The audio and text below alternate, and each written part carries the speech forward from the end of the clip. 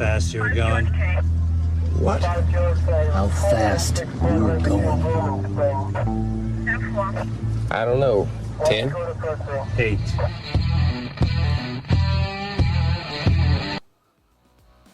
Be advised, this is an explicit podcast. If you're easily offended, get your panties twisted into a knot. Leave now. Run in your safe space. Get your little cloth for your tears. All the opinions expressed on this podcast are those of the host and his guest and do not reflect the opinions of any local or government agency.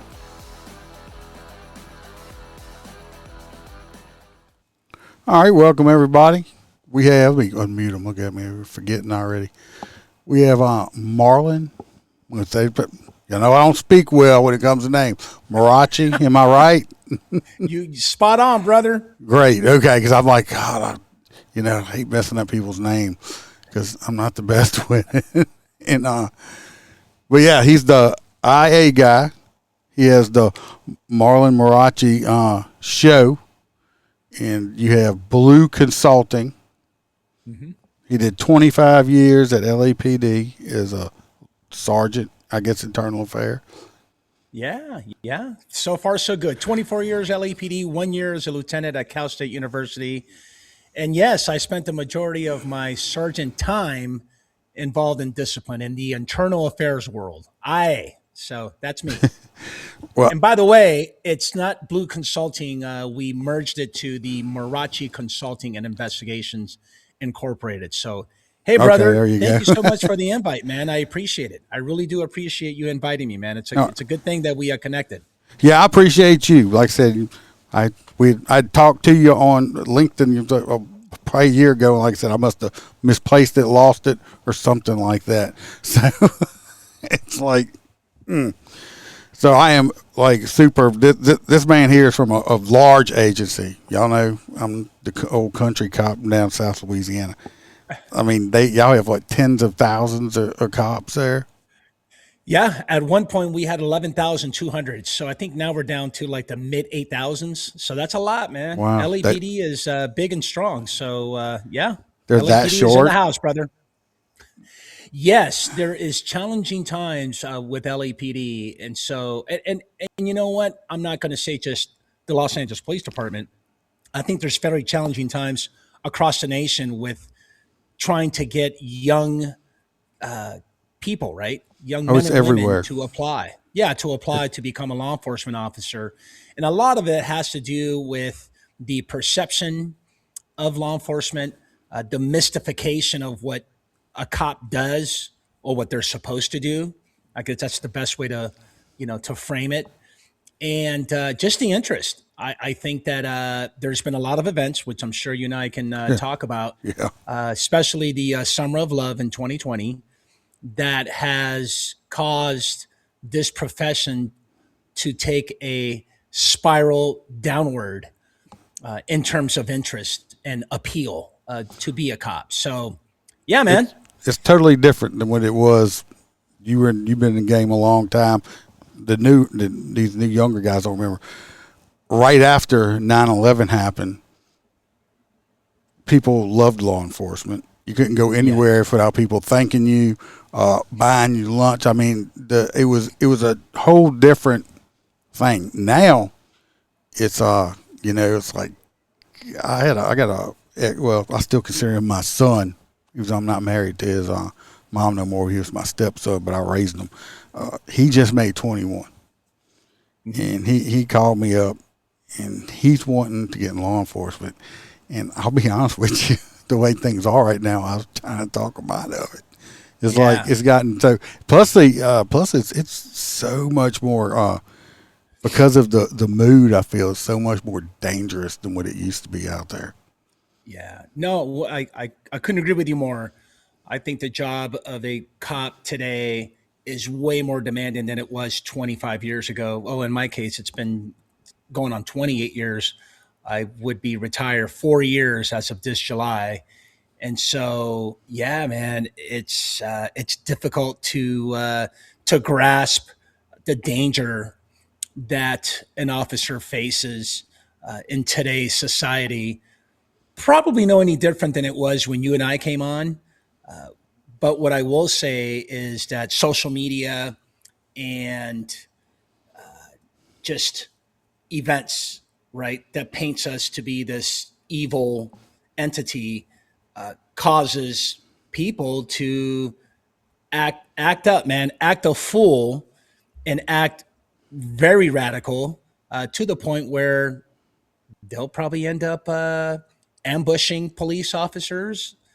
And so, yeah, man, I can tell you that 25, 28 years ago, there was a lot more respect of the authority. Like you said, people would buy you lunches and dinner. I remember when I used to go to the local 7-Eleven, people would actually open up the doors for you and say, sir. I remember when I was a kid and I came here from Peru. I was born and raised in Peru. I came here in 1980. And I recall the culture was, hey, go up to the cops and ask them for a baseball card. And that was like super exciting. Like, I remember oh my the time. God, yeah, the image, and this authority figure where you thought to yourself, oh shit, if I do something wrong, these cops are going to give it to me. And so today, all that image in terms of a positive way of looking at law enforcement, it's gone.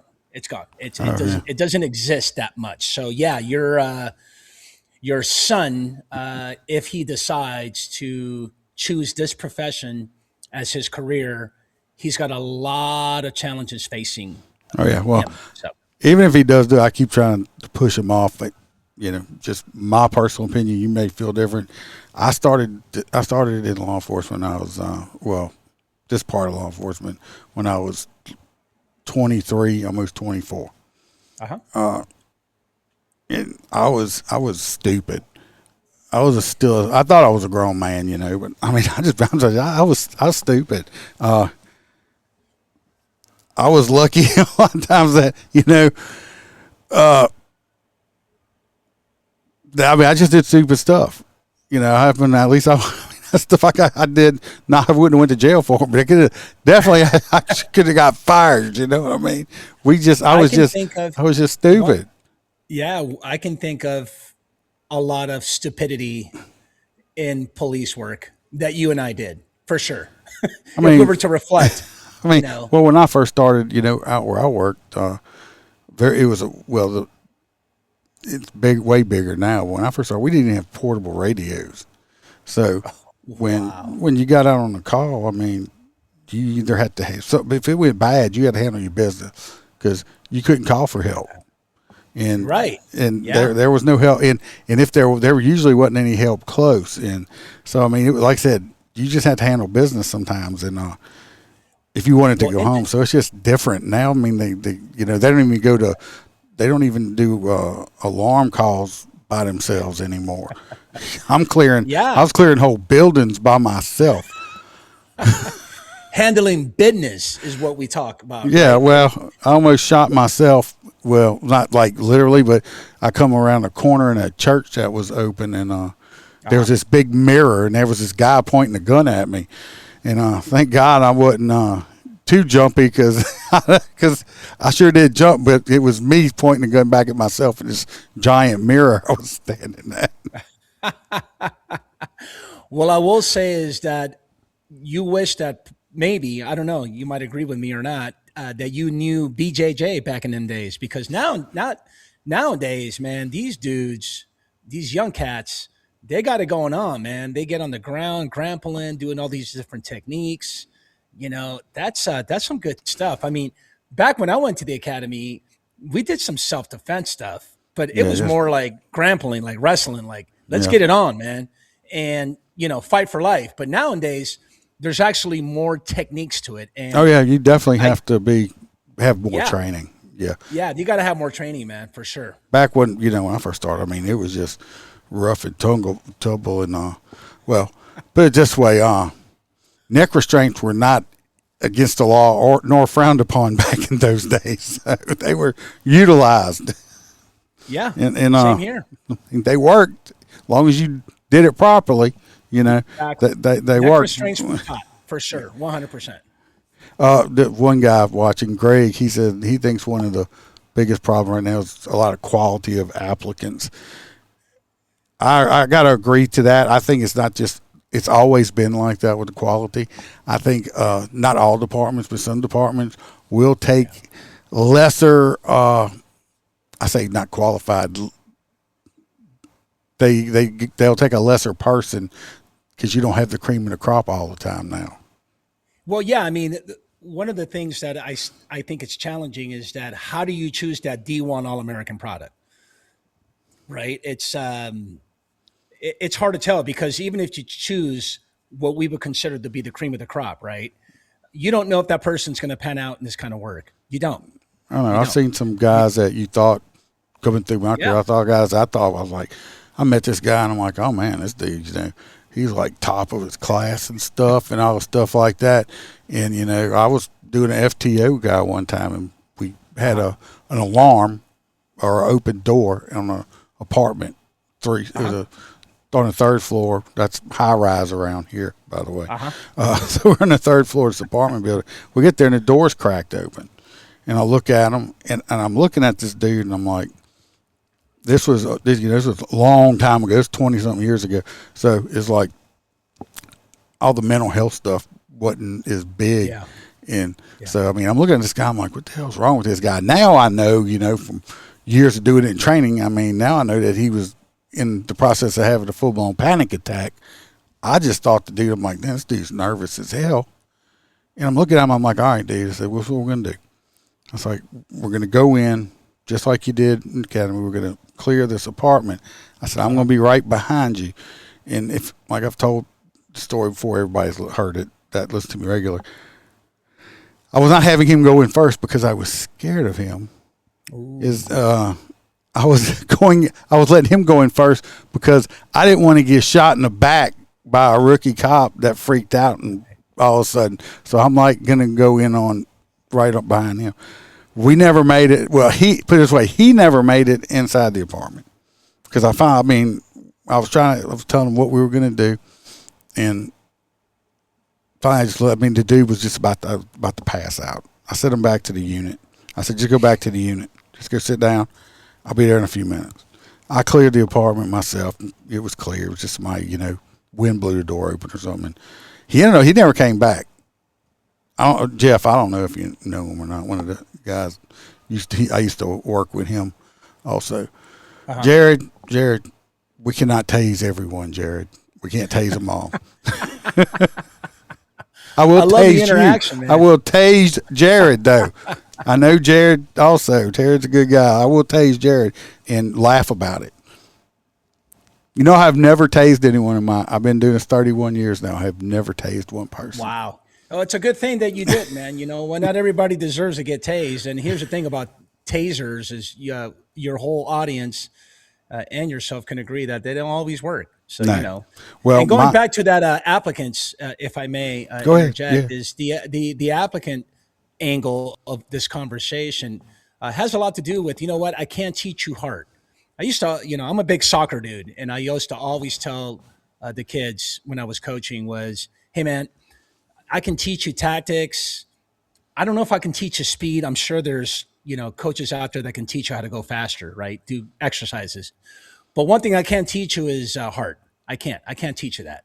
You either have it or you don't. And you know what? In your character, again, D1 All-American product, being the best cream of the crop, you do this job and you're confronted in a situation where you have to use deadly force, you might freeze.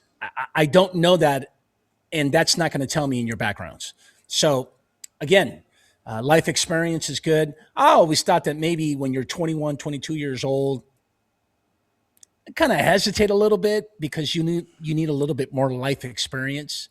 I came on when I was 28, 29, and so for me, and I just left the Navy. I wasn't going to re-enlist, and so I had a little bit of life experience, and I worked from 17 up until I was 24 years old. I was a high school dropout, and all I ever wanted to do was just from 17 to 24 was party, clubbing, working out, playing basketball, playing soccer, and working 9 to 5. That's all. And then I had to grow up, and so I decided to join the Navy late. I mean, I was in boot camp with a whole bunch of 18-year-olds, and I'm there at 24 years old.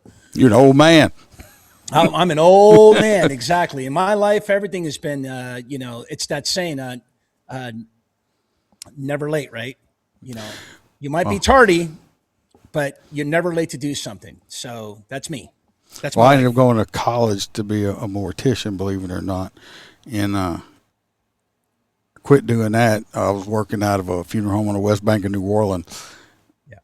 but and I ended up in corrections. I was working for a state prison, and we had no cops in my family or nothing like that, and I was working there. One of my buddies said he had got on a reserve, so I said that sounds fun. So I got on reserves out where I was living at, and 2 years later, I'm doing it full time.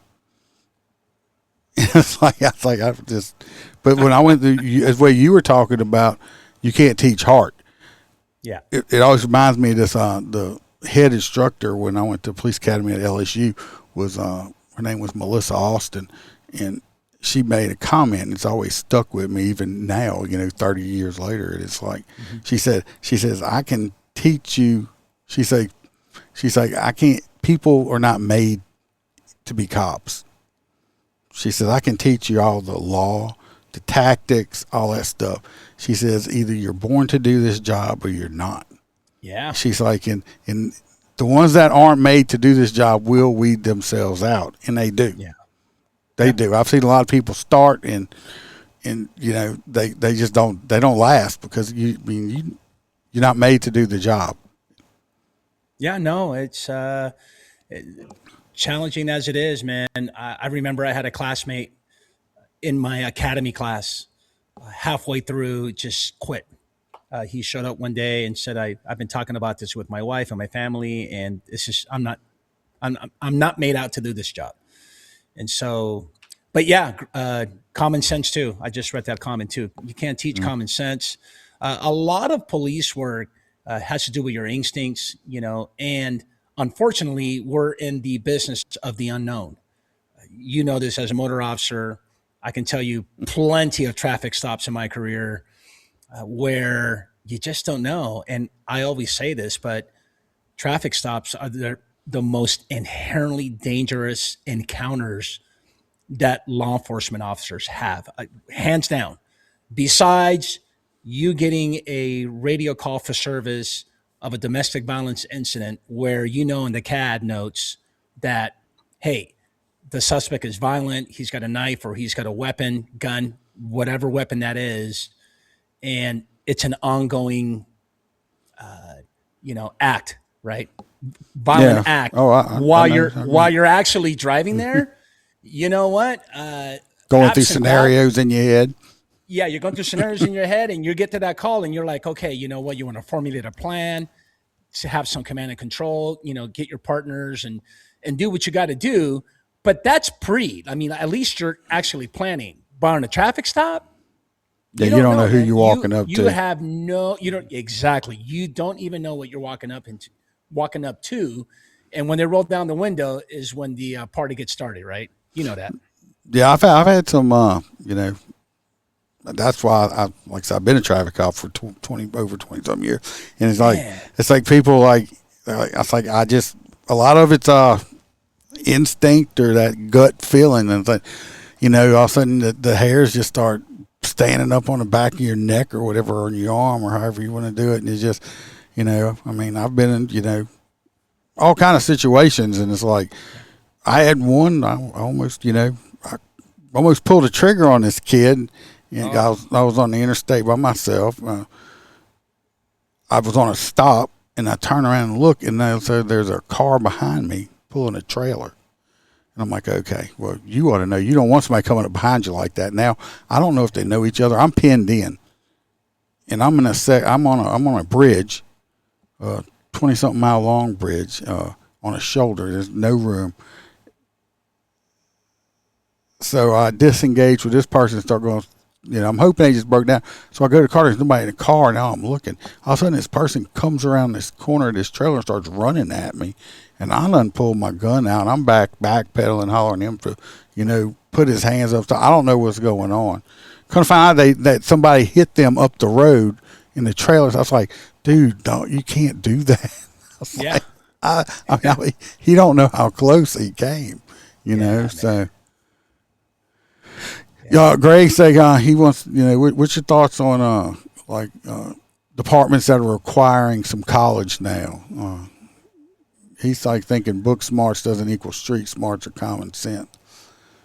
So I you're saw good. You're a that. good test taker. I mean, yeah, that's true. I mean, I know some What's places my do thought? require Well, it. you're asking the wrong dude. I'm a high school dropout that barely got my high school diploma, my GED, just to go to the Navy.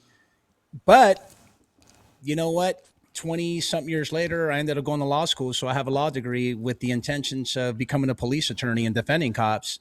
That took a turn. But one day, one day I'll land the plane and get my license and, How'd you and go ahead. How'd you end up in internal affairs? Very good question. So the general answer is nobody likes to go to internal affairs. That's why I'm asking. How'd you end up in it? Because everybody's like, "Oh, there's the rat squad coming." That Here is it the Rack come. Squad and the Yeah. Blue Falcon. It doesn't Yeah. get any more Blue Falcon than going to internal affairs. I totally agree. What I will say is this is people have reasons to go to internal affairs. Unfortunately, they're very self-serving reasons. People go to internal affairs to get a feather in the cap and say, "I'm going to promote to lieutenant." Some other people go to internal affairs to work weekends and to have a banker hours, and it's great for the family, right? It's very flexible, and so those are very self-serving reasons. For me, I actually was defending cops. So LAPD is so big that we actually had a unit, officer rep section, where we actually defended cops. So imagine you having your union reps, like when you call FOP or you call your organization. We actually had a full blown unit doing that on top of having attorneys as well, right? That you pay a legal fund to. So I started getting the itch then to go to law school and defending cops because I started realizing that, internal affairs is they're getting it. They're not always getting the completed investigation right. So my motto's always been no stone goes unturned. It seems as though that when you investigate your own colleagues, we don't do a really good job in doing so. And so I got a chance to promote to what we call a sergeant two. So when you see a sergeant, they have three stripes, right? Mm-hmm. So a sergeant two position is when you have the three stripes and a rocker. It's like a staff So that sergeant. yeah, like a staff sergeant, exactly. Well, that rocker is 5.5% increase with three more steps, and it's pensionable.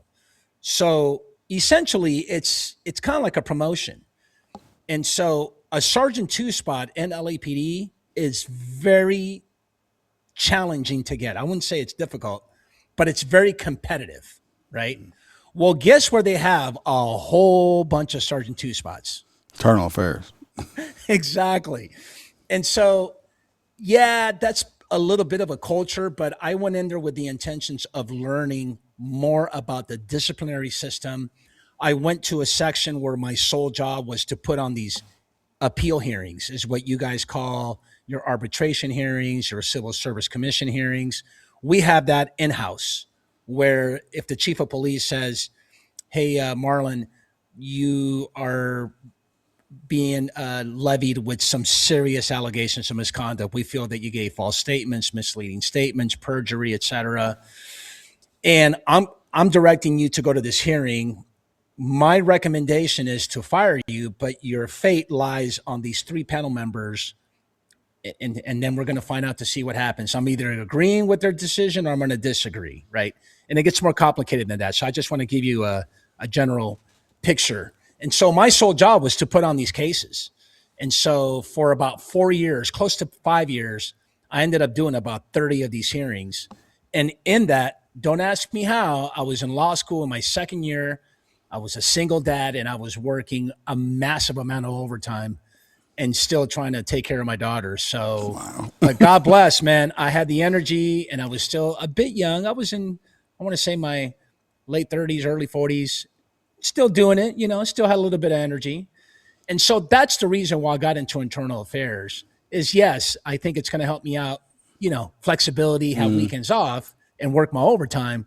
But at the same time, I was really eager to learn about the disciplinary process. And I did. I learned a lot. I can tell you that if you talk to people who work IA, not everybody, but the majority are probably going to say, this is where I learned the most, because you get to see, read, and find out about everything, bro. Anything as minor as a policy violation, all the way up to that fancy acronym CUBO, conduct unbecoming an officer or unbecoming conduct.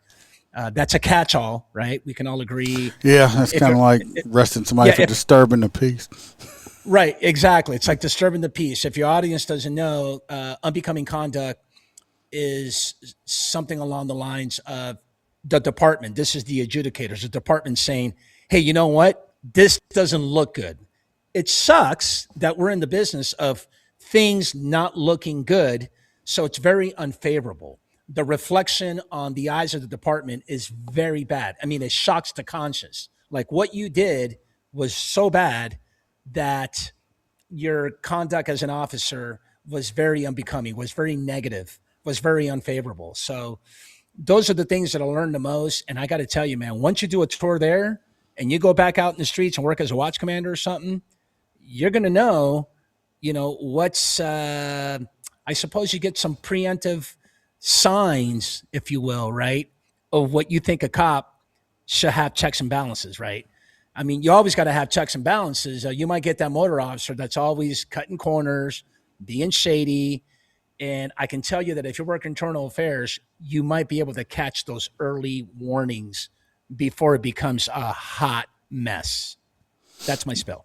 Greg's asking, he says, did you work any higher back or overtime detail? As a IA guy, you would think that some of the just regular uniform guys would be very uncomfortable working details with an internal affairs guy. Well, look, I don't mean to toot my own horn, but if you work with Marlon's a sweetheart. I was never out to get anybody. I wasn't a gotcha guy. But yeah, well, say if you're not because like I was going to, they got some IA guys that are, you can tell they got hard-ons. They just got a hard-on for like busting cops. So it's very. And then you have I got a good friend of mine. Been friends with him for he's internal affairs. And he's actually a polygraph guy too. I was going to ask you if you were a polygraph guy also. No. Okay, he's a polygraph. Huh. No polygraph. When I came on, I think they're doing polygraphs now. I worked Dodger Stadium for several years off duty. I've worked a massive amount of overtime, whether it was at USC in the Coliseum, football games, the sports arena. What else? We have the MTA contract for all the buses and trains in the city of Los Angeles. I worked a massive amount of overtime then. But you know what? When you tell someone that you worked internal affairs, like my partner, we're so big that people don't really pay attention. Yeah. And here's the deal. Sometimes they'll say, oh, dude, yeah, I got an IA.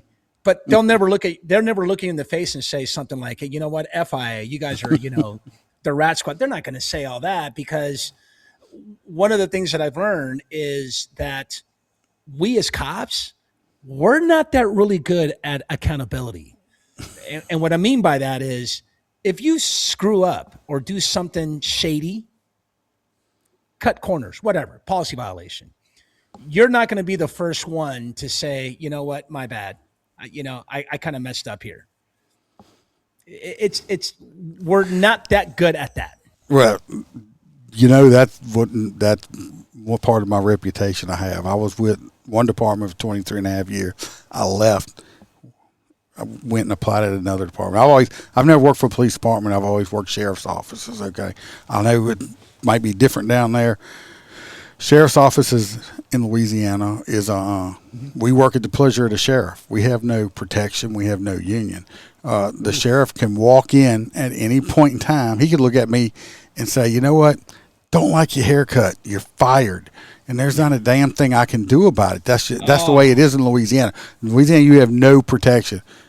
I've been lucky. I've worked for some very good sheriffs, but I applied at this other another sheriff's office, and I didn't know if I was going to get blackballed or not, Mm-hmm. And but I wasn't. I was actually. That's one of my things. The sheriff I used to work for, told the sheriff I was applying because they all talk to each other, and he actually told him, he's like, one thing about them, You ever ask him a question, it don't matter if he did it or didn't do it. He will always tell you the truth. Yeah. I've been suspended. That's wild, man. I can't believe you I've been guys don't have. suspended umpteen times. I've been written up. Put it this way, this new major took over one time, and I was a sergeant. We were going by. He was like, "Hey, come here." I'm like, "What?" And he's like, "I was like, can we call him in the office?" I said, "I ain't do nothing yet. It's still early." He's like, "Dude," he's like, "I was going reorganizing stuff." He's like, "You got like a whole drawer, just your file in here." I'm like, "Yeah, well, you know what? I told him, I said, if you have a cop that works his whole career and he ain't ever been written up or suspended, he ain't out there working. He's not doing his job." Yeah, yeah. There is that theory in our culture that if you're not out there hooking and booking and working, and you're not getting IAs, guess what? You're not working. I had a whole file guy. He said, "I'm so old now that my first job was working the sheriff is the Flintstones." Hey, I did like that cartoon. And Wilma was hot. So that's all I got to say. I mean, Wilma, for a cartoon, babe. We're good to go. Yeah, we're good to go. We're good to go. Yeah, well, I wanted to ask this too also. In Los Angeles, I think in New York, stuff like that. I don't remember which one. Do y'all have a civilian board too, though? Okay, so a couple of things. Civilian oversight for us is basically the police commission. So the ultimate decision maker in the end is the police commission. Okay, so however, they right, the police commission, the board of police commissioners, I should say, don't get a say until the file is completely closed and LAPD has pretty much completed its investigation of an internal affairs, matter, right, of an investigation. However, in critical incidents themselves, the board of police commissioners has a saying. They do have a decision to make in terms of a critical incident. So we don't really have civilian oversight, but we do with critical incidents. However, the Board of Police Commissioners can also review and its checks and balances and audit internal affairs. But as far as like the decision making of the chief, it's just the chief alone. Okay. The chief is the ultimate decision maker, and he or she can say it's going to be sustained or it's going to be unfounded, either or. Okay. Well, I didn't know. Like I said, we work. Like I said, in Louisiana, we got I think we got 62 parishes in the state of Louisiana, and they call them it's either 52 or 62. My mind's not remembering which one, but like I said, we're at will employees, so most of ours, you'll go through your rank process, what the sheriff has to say. We don't have, like I said, I was looking, I think recently I read something, I think it was in California, where some board or something decided to remove the sheriff. I was like, what? Yeah. I was like, that. But isn't the sheriff elected though? The sheriff, well, that wasn't here in California. It's like, yes, as far as I know, all sheriffs are elected positions. So I don't know how they could actually do that. And I was like, because the only person like here in Louisiana can arrest the sheriff is like the governor. I mean, yeah. Is there a recusal maybe process that a sheriff goes through? I don't know. I mean, I guess they could do like a recusal, like a vote thing, or being if enough people signed a petition, but I don't know how. It was just totally different, weird. Greg, we know that you are a salty street cop still. So he's like the Chicago civilian oversight yes, is super fair and love police, and he's like being OPEC, sarcastic as hell. Yeah, they have their website and they have all the decision making now. We don't have that. We're not there. All right, so that's good. I don't get there. Wondering. Look, my opinion has always been that we should police our own. Most definitely. There's no one better than you passing decisions. Let me back up. There's no one better than you passing judgment on your own. I totally agree with that. However, when it comes to small to medium sized agencies, I would outsource the investigation Well, most of the time here we'll use because you like can't. state Yeah, police will invest. They'll call state that's police fine. in or something like You that. got to detach yourself from that investigation, especially if you're an agency of like 15, 20. I'm even going to say 100, maybe even 200. If you have 200 sworn officers and below, you might want to outsource it because you're probably not going to get a fair, biased investigation. That's just the investigation when you turn it in for the next level, which is the adjudication level, which means that someone's going to have to adjudicate this and make a decision. Now, what you're talking about is civilian oversight makes those decisions for the chief. No, dude. If I'm the sheriff and I'm the chief, I don't need you to make decisions for me. I can tell you why I made this decision, but that's after I already made the decision. I've already served the employee, and that's that. I'm not a big fan of that oversight because they're not cops. One, two, they can't fill your shoes because they've never been in your shoes.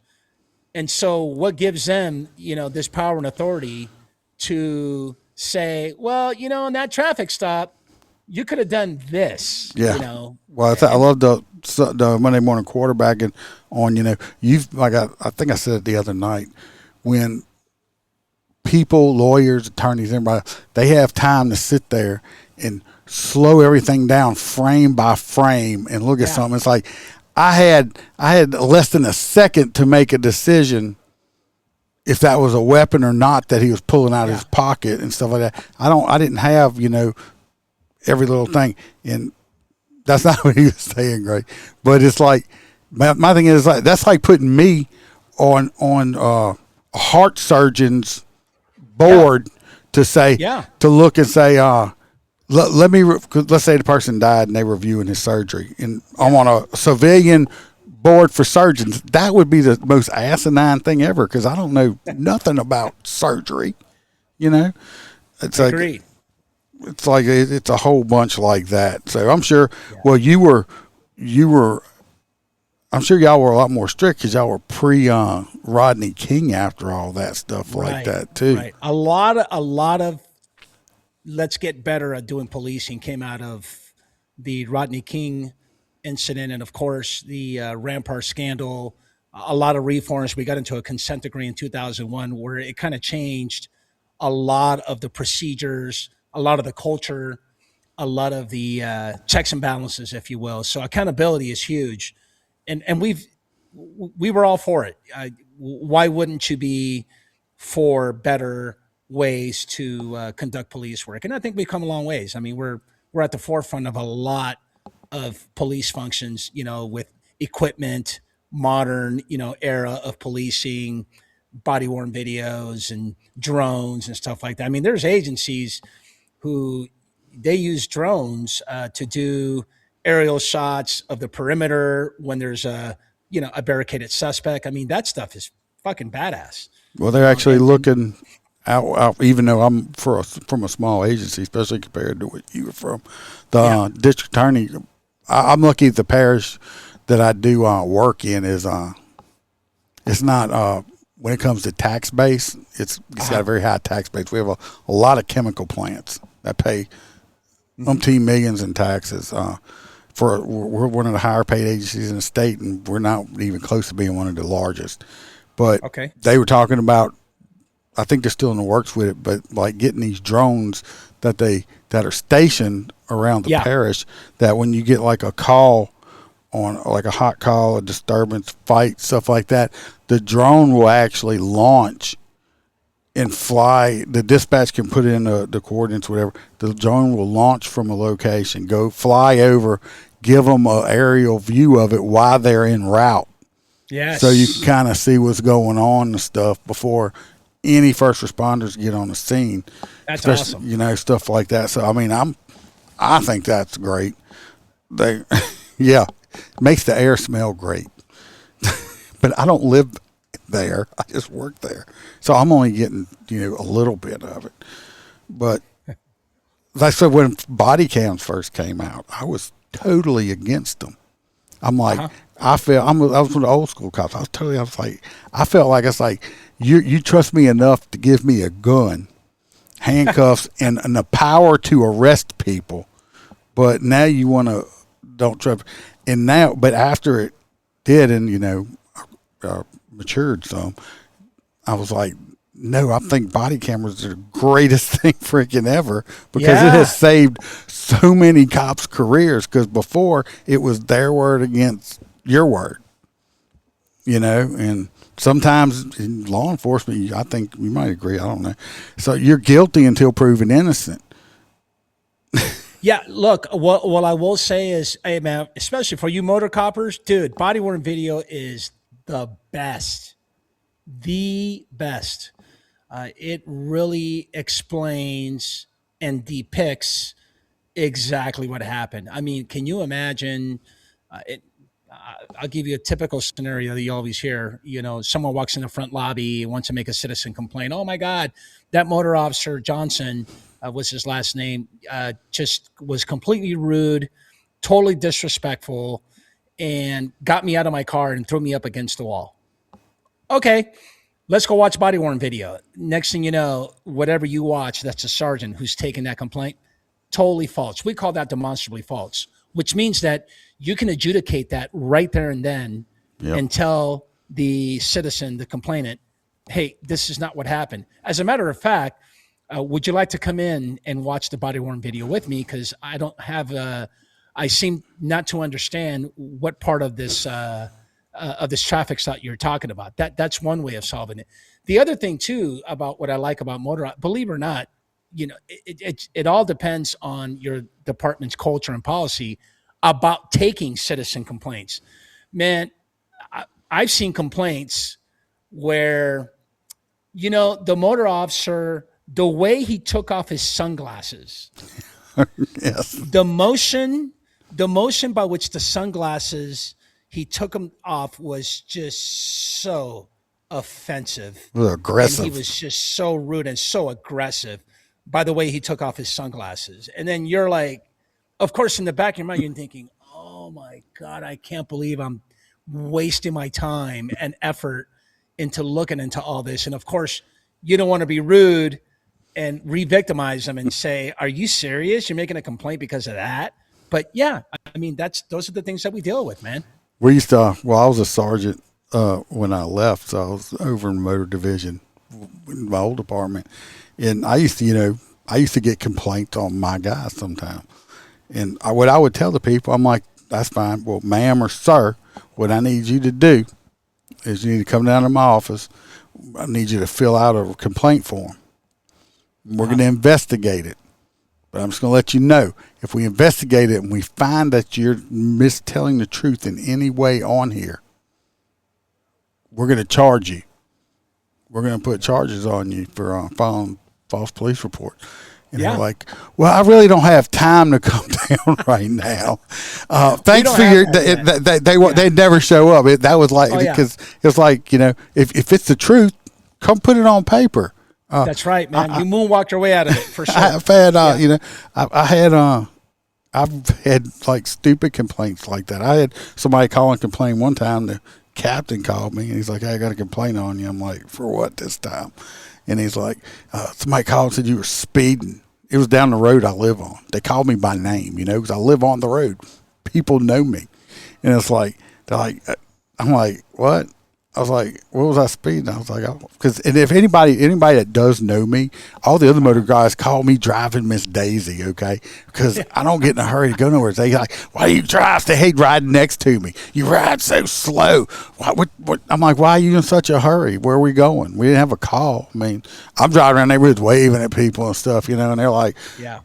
And they were like, brrr. I'm like, why are you going so fast? I was like, we're not even going to eat. But they called me, and they said the guy said I was speeding. And I was like, well, what was he driving? And this was back then. They said I was driving a Ford Crown Vic. Well, we're assigned down here a unit and a motorcycle. But my unit was a Tahoe at the time. Okay. And they're like, okay, we'll talk about it. It wasn't me speeding. I don't have a Crown. I didn't have a Crown Vic at the time, but it's like people just, I know for a fact that it was him. Okay. So I got called and complained on one time. Somebody said I was following them. I didn't even know this person. And I'm like, what? I was like, I was driving down that road. I mean, should not drive behind anybody? I should wait for the road to be clear before I drive down the road. I had a buddy of mine, got great partner of mine. He's gone. Cancer got him. Name was Mike Ziegler. He got called and complained one time. When you said the sunglass things, that's when it just brought it back to me. He got a complaint on one time because somebody called in and complained on him. Said he took his sunglasses off in an aggressive manner. Yes. It was like 110 degrees in Louisiana with 200% humidity. Well, we sweat a lot. Okay. He was sweating. He took his sunglasses off and he shook them, trying to get the sweat off of them and put them back on. Guy called and complained for aggressive sunglass usage. I mean, in some of the stuff we did pull that we should have gotten in trouble on and wrote about, we never get in trouble for. Yeah. Oh, I can tell you some stories. I'm like, it's like, well, you call me about this because I was taught a long time ago by my supervisor. He passed away recently also, but I mean, he told me one time, he's like, look, boy. Like I said, I was in my 20s. He's like, look, boy, when you get called in, you don't answer shit unless they ask you that direct question for that thing. And when you answer, you only answer what they ask you. Don't be volunteering nothing. So I called him one time and they said, you hit that guy in the head with a flashlight. And I'm like, no, I didn't. Because I didn't. Right. I mean, I took 5 stitches that night. I had to go to the hospital. He spent 2 weeks in the hospital and had to have blood transfusion.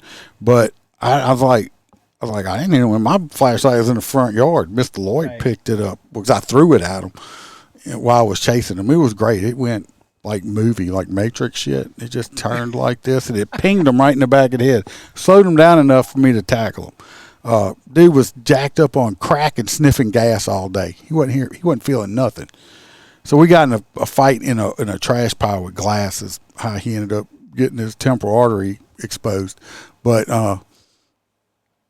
I'm not the one that hit him in the back of the head with the flashlight and re-knocked him out when he came back conscious. I know who did it, but they didn't ask me if I know who did it. Because he's like, he did. He's like, well, you did it. I'm like, oh, no, I didn't. But he never looked at me and said, well, do you know who did it or who did it? Because I wouldn't have lied to him. And the supervisor was sitting next to me. He did it. He was sitting next to me. I'm like, I didn't do that. But they never asked me if I knew who did it. So I never told them who did it. Good for you, man. So I'm like, now, because some people got diarrhea in their mouth. Yeah, I'm sure y'all had some. I'm sure y'all did. Oh, yeah. I mean, y'all learned how to do it. I mean, that was your job. I mean, but it's like, just how detectives do stuff. It's like I don't. People's like they just bleh. They just start telling on yourself, or I had a way he'd been a major or something like that. He was new. He came out of detectives, and he came over uniform patrol. First time I went in there, that man, he looked at me. I was picking up some ticket books. He's like, hey, what's going on? I've been picking up some ticket books. Oh, well, what's going on the street? Just taking calls. I was just uniform at the time. I was like, just taking calls. Oh, what's the guys doing out there? I said, I have no clue. I guess they taking calls too. The second time I saw him a couple of weeks later getting some more ticket books, he was like, he did the same thing to me. And I looked at him. I said, look, I don't know. I know what you're trying to do. If you want to know what they're doing, I said, go ask them. I said, because I don't know what they're doing. I don't want to know what they're doing. Yeah. I said, if I did know what they're doing, I'm still not going to tell you what I told him that straight to his face. I said, unless they're breaking the law, putting lives in danger, I said, I'm not. Yeah. I said, if you looking for, I told him straight. I said, if you looking for a rat, you better go dangle that cheese in front of somebody else, because you ain't getting nothing out of me. Yeah, you bring up a good point. Look, when we start talking about disciplinary matters and start accusing our colleagues of some wrongdoing, it better concern the public. So, in other words, if it's a matter of public concern, then yeah, I think that we should be investigating. But if it's something in-house or, inside, we can figure it out. We can solve those issues. But if it's a matter of public concern that affects the public, especially the trust of the public, then yeah, let's knock ourselves out and investigate as much as we can. I mean, if I ever saw somebody just like blatantly just beating the hell out of somebody, Yeah. that's like, hey, Beating the brakes out of someone. yeah, it's like I'm right? not gonna. First of all, I'm not gonna let them just not stand there and not do something about it. But it's like, Right. I'm sure not just gonna sit there. I mean, it's different, you know. Yeah. Like, oh well, you know, because I don't know how it is in California. Like here, like some stores around town, they give, they have courtesy drinks for officers, coffee, stuff like that. You go in there, a little convenience store, they give you anything out, not out the, out of the soda machine or whatever. It is, not. They do that a lot of places because they want the cops in and out. Yeah. Because it helps with them not getting the stop and rob. That's why we call them stop and robs. If they have cops in and out all the time, they're less likely to get robbed. So they give free drinks like that. It's like, instead of within, you can accept it, but you have to consume it on the premises, Yeah. because it's considered, a gift away, but you have to consume it in front of the person that gave it to you. Come on. Like, I'm not going to say, oh, guess what? Yeah. Oh, Joe Smith over there, he got his drink and left. That's against ethics or something like that. I mean, come on, just little stuff like that. Your partner. We don't say we had partners like y'all ride 2-man units, right? Yes. And yes. we buddied up. We didn't ride the same cars, but you had your own partner or whatever. I know, Joe over there, he's single. I know he went out the night before. We working nights, and I was like, dude, look, I got you. I got some reports I'm going to catch up on. Go ahead and catch you, an hour or so. Well, I'll be right here watching, make sure nobody gets you or something. Stuff like that. Joe was sleeping or something like that. I was like, come on. It's like, I feel better if he was more alert later on in the shift. Yeah, no, right totally. Yeah, I think sleep is overrated. I think back in our days it was prohibited. It's like a felony if you were sleeping, on duty.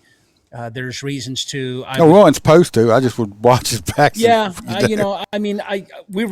my point is that we were very critical of people sleeping on duty. What I will say about that is, if you lack sleep and your partner that well, you know what, getting some shut eye while you're covering him or her, it's totally fine. I'm not going to jam you up and get an IA out of that because, like you said, I need you later on. I need you to be alert and focused. So because, like I said, falling asleep on the job is bad. Just a couple of, I don't know if it was last year, a couple of years ago. I mean, people will walk up on you and kill you. Yes. So it's, you're not safe anywheres anymore. Yeah. It's just totally crazy. Do you ever review body cams? You ever watch? I watch a lot of body cam video.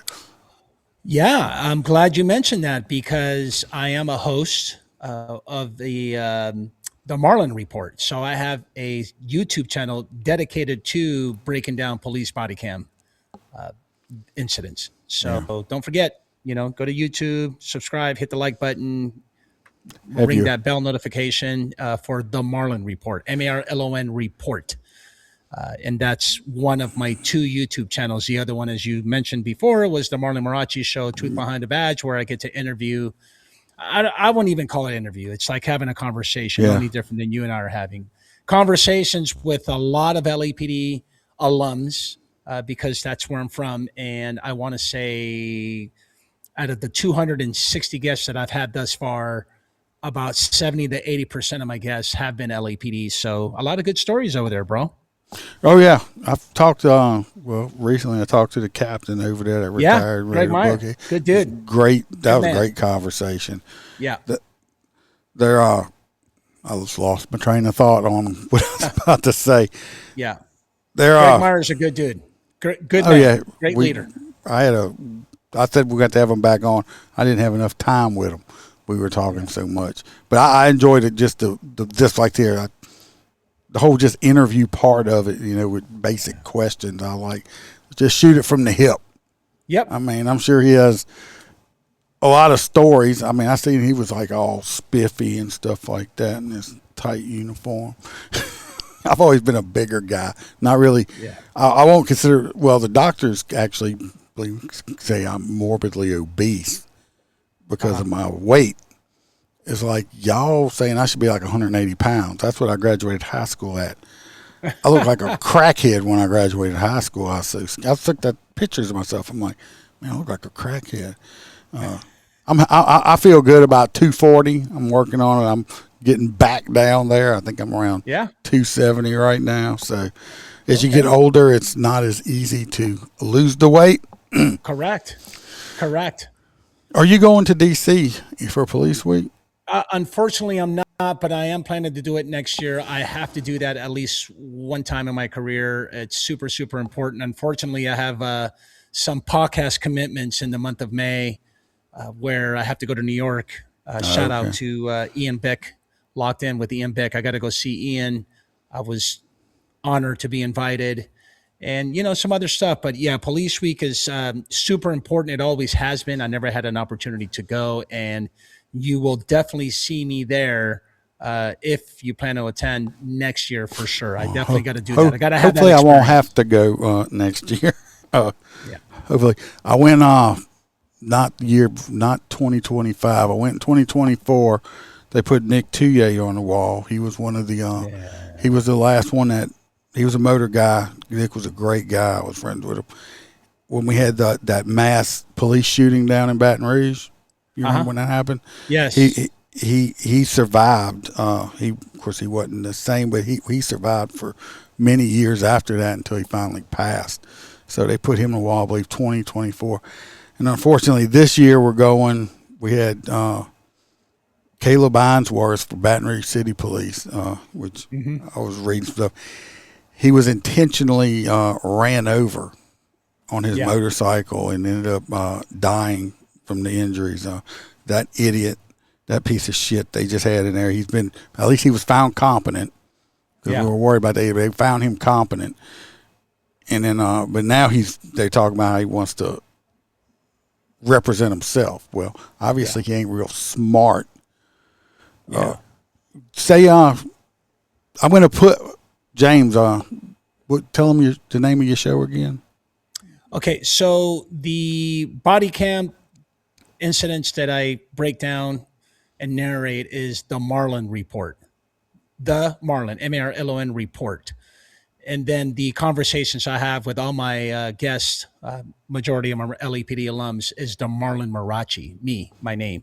Marlon, last name Marrache, Marrache show, Truth Behind the Badge, both on YouTube. On Instagram is at the Marrache Show altogether. Last name Marrache. And I'm going to put links in the podcast, the audio podcast show also. So if anybody's listening just to audio, they can go down to the description. I'll have links in there. So I can see that they call you Iceman, huh? Is that your name? Is that your nickname? Yes, I was given that name 20-something years ago, and supervisor actually gave me that name. I've loosened up a lot since then. The reason I got it is like when I was at work and people would, ex-wives around or whatever would say, when I put my uniform on, I turned in from me, regular me, to cop me. Because I joke around. I'm a big jokester. I'm always making fun. I'm very, very seldomly serious. Most people back in the day at work, they would call you a liar if they said that about me, because I used to get complaints on me all the time. They said I got complaints. I didn't smile enough. I wasn't friendly enough. I wasn't personable enough. And like I said, I'm not this giant guy, but I'm not a small guy. I'm 6 foot. I was running around 240, 250-ish. And back in the day, before I got older, I was in the gym all the time. Yeah. I was a SWAT guy, stuff like that too. So I was way more muscled up and stuff like that. And gotcha. It's just man. So it was just like I was like, and I just have this. I call it a RAF face, RAF. I have a RAF face. What that is, a resting asshole face. I have people still today. I'll just walk in somewheres and they're like, oh, are you mad? What's wrong? I'm like, no, I'm having a great day. Well, you look like you about to punch somebody. I was like, God made me look like this. I can't help it. I had a supervisor told me one time. He's like, look, you got to smile more. And I was like, so I did. I tried to be. They said because I'd go on a traffic stop. I was all business. I pull somebody over, make my approach. I've never been. I don't understand it. I see these people. It's like then the cops go up there, and they pull somebody over, and they're like, "Well, I need your driver's license, insurance, and registration." And they're like, "Well, why'd you pull me over?" Well, give me your stuff first. Me, when I go up, I'm like, I don't tell them, "Oh, I'm deputy so and so with whatever department." I got my names on my chest, and the department's on my shoulder. Okay. I'm not going to, I shouldn't, you should be able to read. If you're driving, you should be able to read. You have to pass a test. Supposed to anyway. So I don't go that, but I walk up, I'm like, ma'am or sir, the reason I pulled you over was you're doing 80 and a 60, let's just say. Okay. Uh-huh. I straight up, that's the first thing out of my mouth is I tell you why I stopped you. I've always been like that. I tell people why I stop them. I was like, this is why I stopped you. I need to see your driver's license, insurance, and registration. I didn't ask if there was an emergency because really I didn't care. And it wouldn't make a difference. If it's that important, you should have called an ambulance. Okay, and I don't believe 90% of them are lying to you anyway. But I was just straight business. I got to go, well, awesome. He didn't ask me how I was doing. The sheriff himself, I was like, yeah, I didn't. I was like, he's like, well, why didn't you? I said, oh, because I didn't care. I was like, obviously, because I know they wasn't doing real well because I'm standing in the window. Yeah. Just pulled them over for violation. So your day has just turned to shit.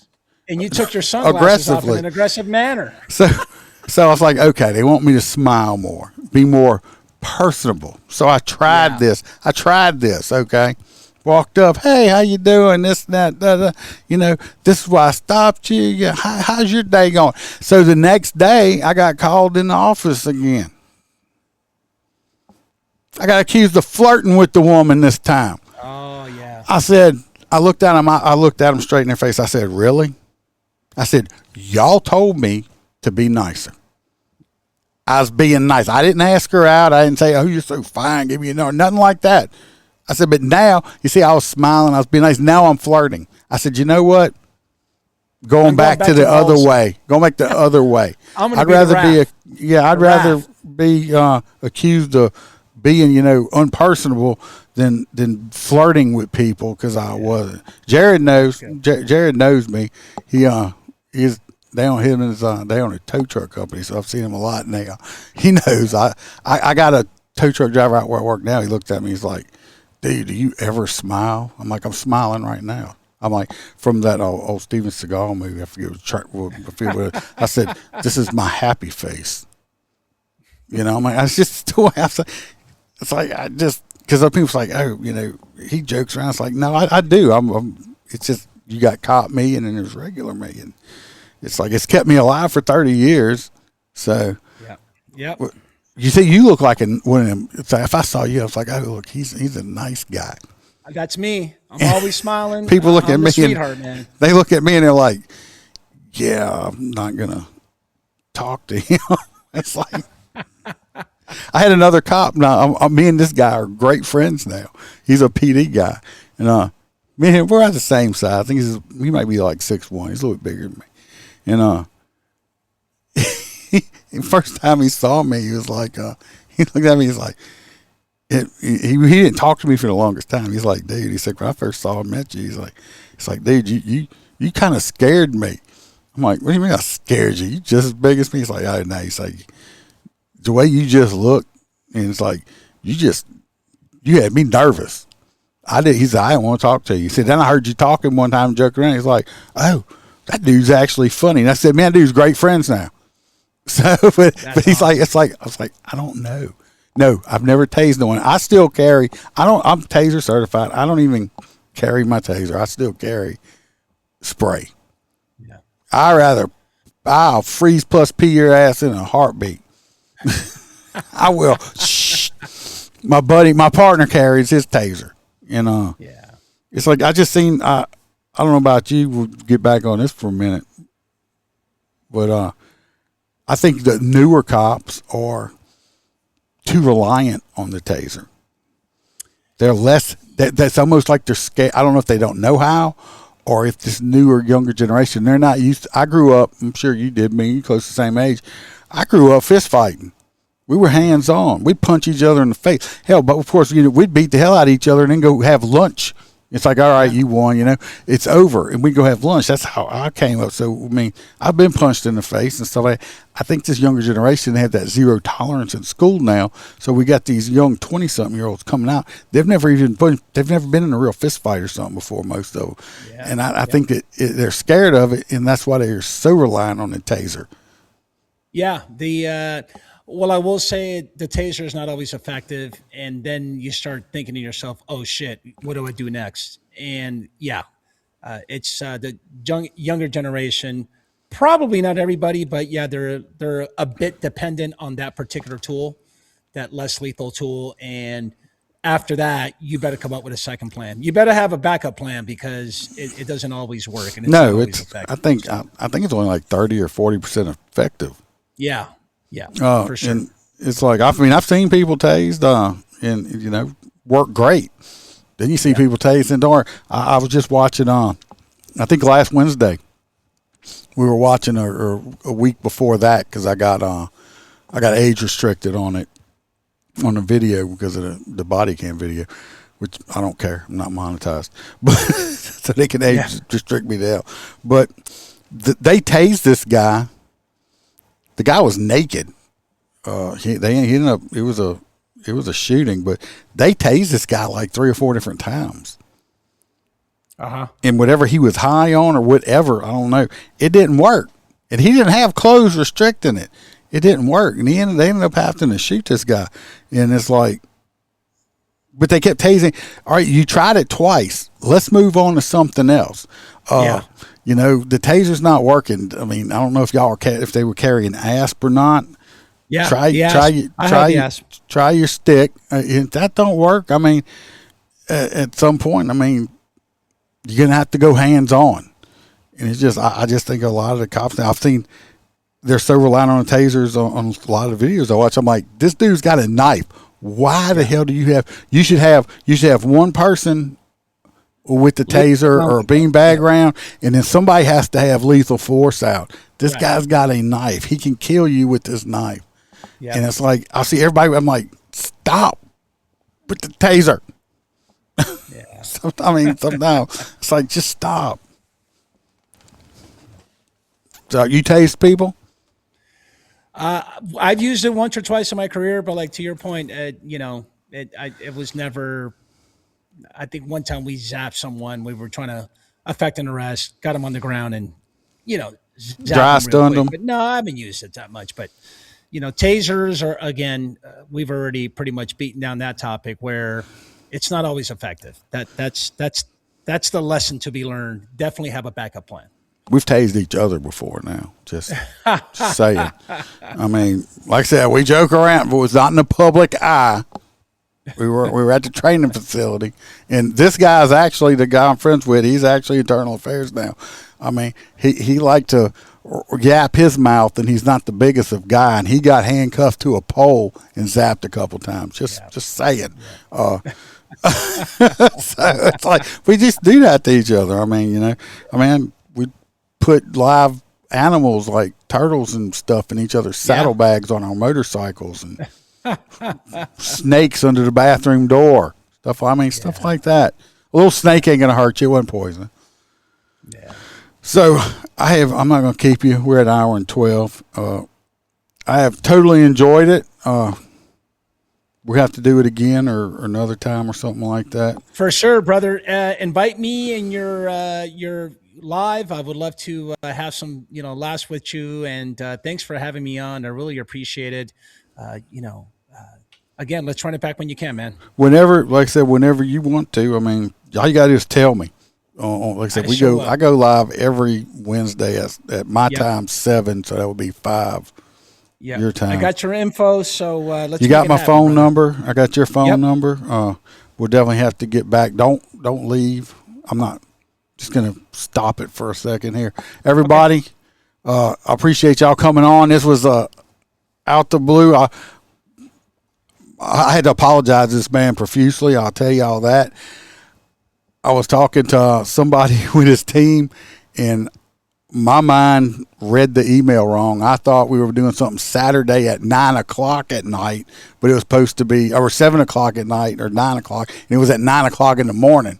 By the time I got his message, I was like, oh shit, this man's gonna think I'm just a flake or something. So I was so glad when he answered back, because I was like extremely apologetic, because I felt like a ding dong. So I gotta thank you for letting my mess up not mess everything else up. So, but everybody, remember, like I always say, watch your back, watch your partner's back, and we're not sheepdogs, we're all lions. So be safe out there, and see y'all Wednesday night.